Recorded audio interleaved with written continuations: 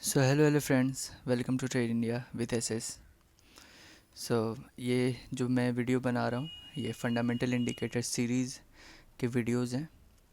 और इस सीरीज़ में मैं पहले भी दो वीडियोस निकाल चुका हूँ, जिसमें जीडीपी है एंड इंटरेस्ट रेट है। और मैं अभी इन्फ्लेशन के बारे में बताना चाहता हूँ। इन्फ्लेशन भी एक फंडामेंटल इंडिकेटर है और ये भी काफ़ी अच्छा प्रभाव डालता है मार्केट्स में। इन्फ्लेशंस के अभी मैं बेसिक्स बताने जा रहा हूँ, जो आप सभी को पता होगा। एंड देन किस तरीके से न्यूज़ आती है इन्फ्लेशंस के और वो कैसे प्रभाव डालते हैं मार्केट्स में।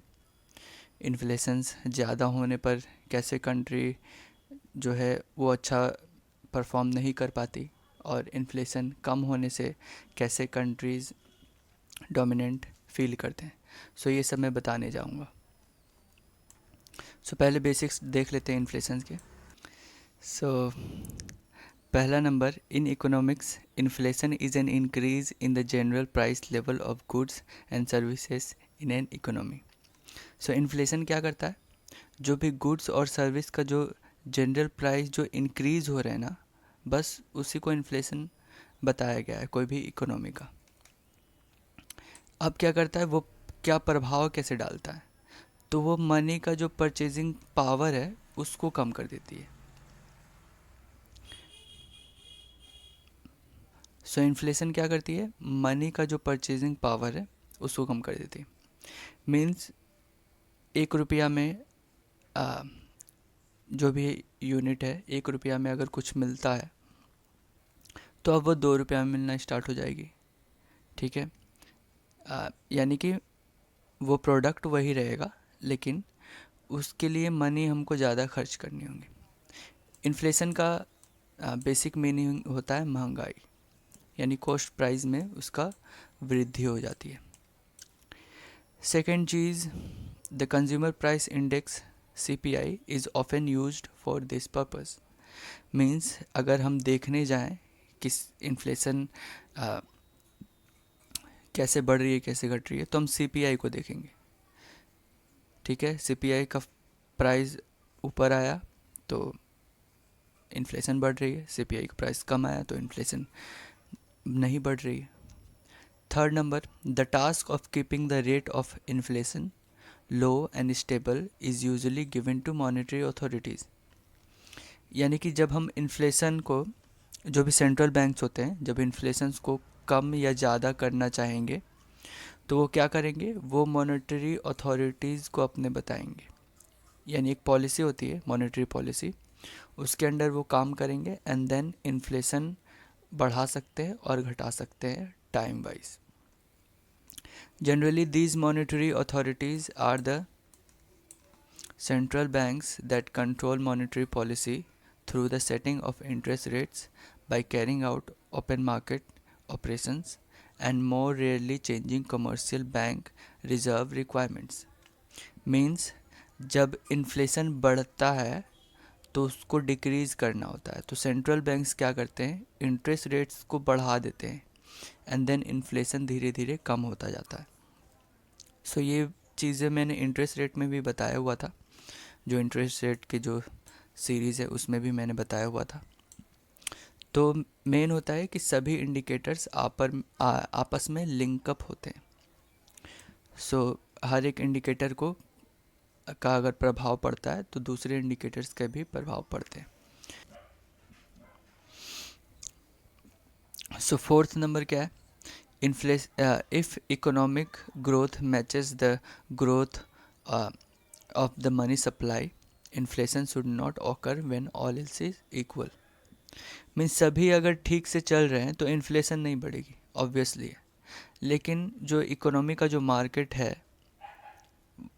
वो ऑब्वियस है कि कहीं ना कहीं पे कम हो जाता है, कहीं कहीं पे ज़्यादा हो जाती है। तो इसलिए इन्फ्लेशन बढ़ना तो नॉर्मल सी बात है। फिफ्थ नंबर देखते हैं, an increase in inflation indicates prices are quickly rising. यदि इन्फ्लेशन बढ़ती है तो प्राइजेस भी बढ़ रहे हैं। And if the rate of inflation decreases, the prices of goods and services are increasing at a slower rate. Means prices तो बढ़ेंगे ही बट स्लोअर रेट में बढ़ेंगे, ठीक है। From where you can see these news. अब inflation को हम कहाँ पे देख सकते हैं, कौन से वेबसाइट्स में देख सकते हैं? तो ये एक वेबसाइट है फॉरेक्स फैक्ट्री, तो इसमें इन्फ्लेशंस को आप देख सकते हैं। और जनरली आप किस टॉपिक को देखेंगे तो इन्फ्लेशन आपको पता चलेगी। तो यहाँ पे कुछ एग्जांपल्स मैंने दिखाए हुए हैं। तो यूएसडी के सीपीआई ईयरली आप अगर देखते हैं तो वो कंट्री का इन्फ्लेशन दिखाता है। 7.1% इन्फ्लेशन था। तो अब मैं यहाँ पे बता देना चाहता हूँ, अगर इन्फ्लेशन ज़्यादा है तो कंट्री अच्छी नहीं कर रही है, ठीक है। और अगर इन्फ्लेशन कम है तो कंट्री स्टेबल है। तो ये ध्यान में रख देते हैं। लेकिन यहाँ जो रेड और ग्रीन आती है, तो रेड मतलब वो खुद से ही ये सब चीज़ें देख लेते हैं कि कंट्री अच्छी करे या नहीं, तब ये रेड आता है। तो रेड का बेसिकली मतलब होता है कि जो भी एक्सपेक्टेशंस प्राइस थे उससे वो कम आया, ठीक है। और जब ग्रीन होती है ये, तो एक्सपेक्टेड प्राइस से थोड़ा ऊपर आया। तो यही इसका बेसिक मीनिंग है। लेकिन जब हम सीपीआई देखते हैं तो अगर सीपीआई ज़्यादा है तो ऑब्वियस है कि वो कंट्री अच्छी नहीं कर रही है, मतलब महंगाई बढ़ती जा रही है, ठीक है। सेकंड एग्जांपल्स को देख लेते हैं। जीबीपी का है यूनाइटेड किंगडम, सीपीआई ईयरली है 10.7% और ये रेड एरिया में, रेड है इसका सिग्नल, ओके ओके। सो ये न्यूज़ को और हम कहाँ पे देख सकते हैं? तो ट्रेडिंग इकोनॉमिक्स एक और वेबसाइट है जहाँ पे आप इस तरीके की न्यूज़ को देख सकते हैं। यहाँ पे मैंने कैटेगरीज ओपन करके रखा हुआ है। मींस इन्फ्लेशन जो है वो हर एक कंट्री के यहाँ पे ओपन हुए हैं। चाइना के 1.6, सऊदी अरेबिया का 2.9, स्विट्ज़रलैंड का 3, जापान का 3.8, साउथ कोरिया का 5, इंडोनेशिया का 5.42। तो यहाँ पे मैं बताने जा रहा हूँ नेक्स्ट टॉपिक जो है कि हम कंपेयर कैसे करेंगे। तो ये कंपेयरिंग थोड़ा ट्रिकी होता है। जैसे यूनाइटेड स्टेट्स का 7.1 है और यूएसडी कैट के हम बारे में बात करना चाह रहे हैं। यूएसडी और कैट मीन्स कनाडा। सो यूएसडी का जो इन्फ्लेशन है वो 7.1 है, ओके। सो यूएसडी का इन्फ्लेशन 7.1 है। इन्फ्लेशन मीन्स इसका ज़्यादा बढ़ा हुआ है 6.8 से। मीन्स ये जो यूनाइटेड स्टेट्स है अभी डोमिनेटिंग नहीं है। सो कौन सा डोमिनेटिंग है? कनाडा। ध्यान रखिएगा, इन्फ्लेशन अगर जिसका ज़्यादा है तो वो डोमिनेटिंग नहीं है। जिसकी कम इन्फ्लेशन है 6.8, सो वो डोमिनेटिंग है। तो कैड के डायरेक्शन में वो ट्रेंड जाएगी। फिर से मैं बता देना चाहता हूँ कि एक इंडिकेटर से आप कोई भी डायरेक्शन नहीं देख सकते। आपको 4-5 इंडिकेटर्स देखनी होंगी, जैसे GDP, inflation, interest rate, unemployment, COT datas, seasonality, बहुत सारे इंडिकेटर्स है। आपको जो फेवर करता है उसको आप देखेंगे।